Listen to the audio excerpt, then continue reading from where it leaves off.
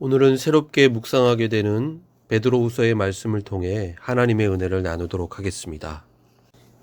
베드로후서는 사도 베드로가 쓴 두 번째 편지로 앞선 베드로전서는 고난과 핍박 중에 있는 성도들을 위로하고 그들에게 소망을 주는 것이 주된 내용이었습니다.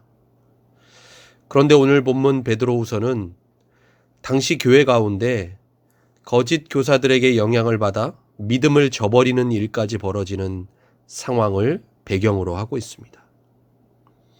그래서 저자인 베드로는 이들을 향해 믿음을 굳게 지키고 이와 같은 거짓 이단 사상들에 미혹되지 말 것을 경고하고 권면합니다. 먼저 오늘 본문 베드로후서 1장 1절의 말씀을 보면 베드로는 자신을 다음과 같이 소개하면서 이 편지를 읽게 될 사람들을 향해 인사말을 전합니다. 1절 말씀입니다. 예수 그리스도의 종이며 사도인 시몬 베드로는 우리 하나님과 구주 예수 그리스도의 의를 힘입어 동일하게 보배로운 믿음을 우리와 함께 받은 자들에게 편지하노니. 그는 시몬이라는 유대식 자신의 이름과 또 예수님께서 그의 신앙 고백 뒤에 지어주신 이름인 베드로를 함께 언급합니다. 뿐만 아니라 자신의 정체성을 예수 그리스도의 종이며 사도라고 소개합니다. 자신은 주인 되신 예수 그리스도께 속한 자이며 예수님의 권위와 능력을 받아서 그 사명을 감당하는 사람이라는 것을 밝히고 있습니다. 이처럼 베드로가 편지의 서두에 자세하고 분명하게 자신을 소개하는 이유는 당시 거짓 교사들이 교회와 공동체 안에서 판을 치는 안타까운 상황과 전혀 무관하지 않았습니다. 이들과 분명히 다르다는 것을, 차별성을 강조하고자 하는 저자 베드로의 의도가 숨겨져 있습니다. 그런데 베드로가 이렇게 자신을 소개하는 것은 남들과 다른 특권 의식이나 신분을 자랑하기 위함이 결코 아니었습니다. 1절 하반절 말씀에서 편지의 수신자를 소개하는 부분을 보면 이를 확인할 수 있습니다. 우리 하나님과 구주 예수 그리스도의 의를 힘입어 동일하게 보배로운 믿음을 우리와 함께 받은 자들에게 편지하노니 베드로는 말합니다. 자신과 편지를 받게 될 사람들이 동일하게 하나님과 예수 그리스도의 의를 힘입어 보배로운 믿음을 함께 받았다라고 말하고 있는 것입니다. 다른 무엇 때문이 아니라 오직 예수 그리스도의 의로 말미암아 그들과 베드로 자신이 함께 귀한 믿음을 선물로 받았음을 강조하고 있는 것입니다. 이어지는 2절 말씀에서는 다음과 같이 이들을 축복합니다. 하나님과 우리 주 예수를 알므로 은혜와 평강이 너희에게 더욱 많을지어다. 하나님과 우리 구주 되신 예수 그리스도를 알므로 그 참된 지식 안에서 이들에게 은혜와 평강이 있기를 기원하고 있습니다. 달리 표현한다면 거짓 교사들의 가르침에 미혹되어서 너희의 믿음이 흔들리지 말고 그리스도의 복음의 진리를 알므로 너희가 하나님의 은혜와 평강을 누리라는 것입니다. 여러분, 베드로가 편지를 보내고 있는 교회와 성도들의 상황이 어떠했는지 조금이나마 짐작이 되십니까? 이제 오늘 본문 3절에서부터는 인사를 마치고 편지의 본문을 시작하고 있습니다. 3절 말씀입니다. 그의 신기한 능력으로 생명과 경건에 속한 모든 것을 우리에게 주셨으니 이는 자기의 영광과 덕으로서 우리를 부르신 이를 알므로 말미암음이라. 여러분, 하나님께서 그리스도인 된 우리에게 무엇을 주셨습니까? 하나님의 구원의 능력으로 죄로 인해 죽을 수밖에 없었던 우리에게 영원한 생명을 주셨습니다. 그리고 생명이 있는 자답게 살아갈 수 있는 경건에 속한 모든 것을 우리에게 주셨다라고 오늘 말씀하고 있습니다. 여러분, 우리가 하나님의 자녀가 된 것, 그리고 구원받고 영생의 복을 누리며 살게 된 것, 다 하나님께서 우리에게 은혜로 주신 것들입니다. 그런데 우리는 이 모든 것들을 어떠한 근거와 이유로 받게 되었을까요? 하나님을 믿는 믿음 때문입니다. 오늘 본문 3절 하반절 말씀은 이 믿음을 다음과 같이 표현하고 있습니다. 이는 자기의 영광과 덕으로서 우리를 부르신 이를 알므로 말미암음이라.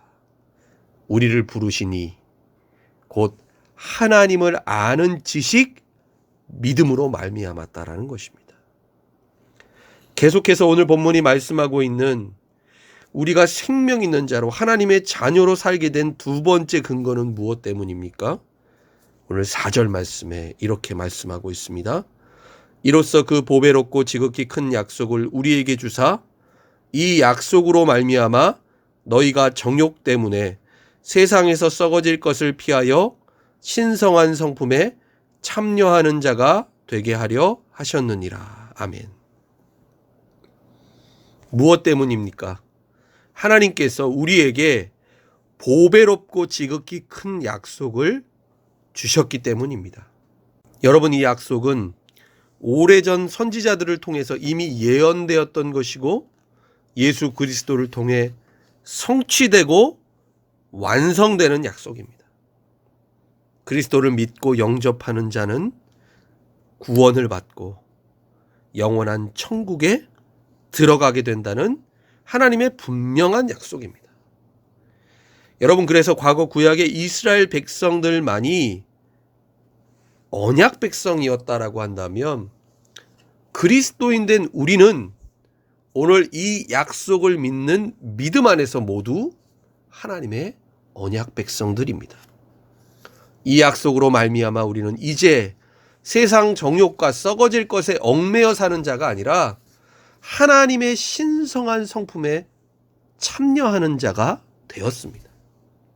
그리스도 안에서 전혀 다른 존재, 그리스도 안에서 거듭난 새 사람이 되었다는 것입니다. 오늘 본문 5절로 7절의 말씀은 이 성품이 구체적으로 어떤 것인지를 다음과 같이 말하고 있습니다. 5절로 7절의 말씀입니다. 그러므로 너희가 더욱 힘써 너희 믿음의 덕을, 덕의 지식을, 지식의 절제를, 절제의 인내를, 인내의 경건을, 경건의 형제 우애를, 형제 우애의 사랑을 더하라. 베드로는 그리스도인으로서 살아야 할 성품에 대해서 8가지를 제시합니다. 그 시작은 바로 믿음입니다. 그런데 믿음에서 시작된 이 성품이 어디서 마치게 됩니까? 사랑에서 마치게 됩니다. 여러분, 진짜 믿음이란 믿는다는 것 그 자체에서 머물지 않습니다. 내가 예수 그리스도를 믿고 구원받았으면 믿는 그것으로 모든 것이 끝나지 않는다라는 것이죠. 믿음은 시작인 것이고 그 믿음을 가지고 계속해서 언급되고 있는 오늘 이 성품들을 우리의 삶 속에 더하고 채워 나가야 한다는 것입니다. 예수 그리스도를 믿는 믿음이 진실할 때 여러분, 우리는 그리스도의 사랑으로 우리의 형제와 이웃을 사랑할 수 있습니다. 그래서 우리의 믿음 그리고 우리의 사랑은 별개가 아니라는 것이죠. 뿐만 아니라 이 성품은 단번에 한순간에 바로 생기는 것이 아닙니다. 시간과 오랜 과정이 필요합니다. 마치 땅에 씨앗을 심으면 그 씨앗에서 싹이 나고 줄기와 잎을 내며 결국에는 열매를 맺는 것과 같습니다. 여러분, 우리는 이것을 성화라고 말합니다. 우리의 믿음은 예수 그리스도를 닮는 장성한 분량에 이르기까지 성숙하게 자라가야 한다는 것입니다. 그리고 무엇보다 이 믿음의 성숙이 우리의 삶과 인격으로까지 이어져야 합니다.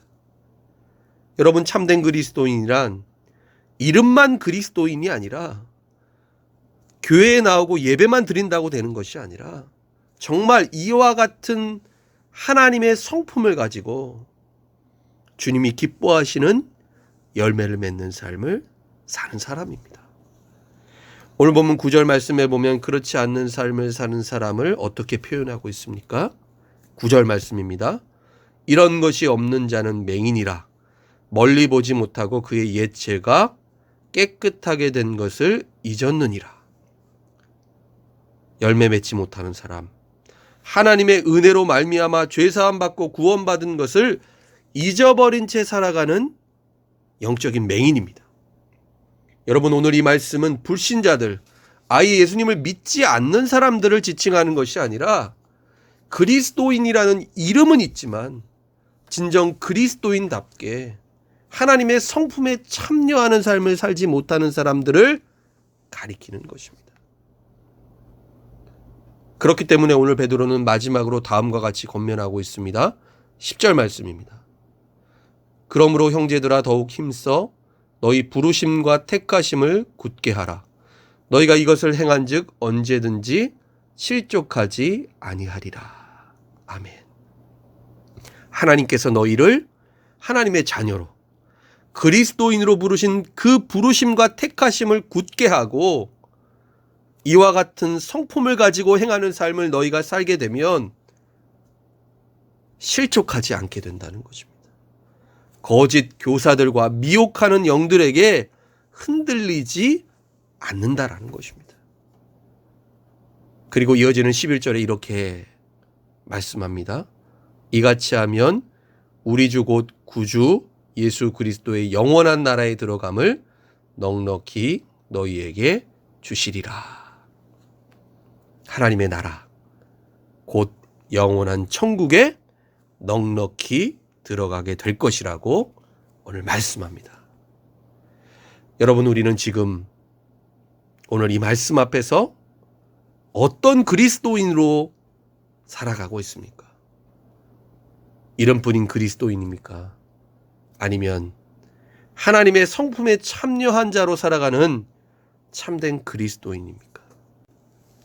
여러분, 우리의 삶 속에 오늘 사도 베드로가 권면하고 있는 이 8가지의 성품들이 과연 나타나고 있습니까?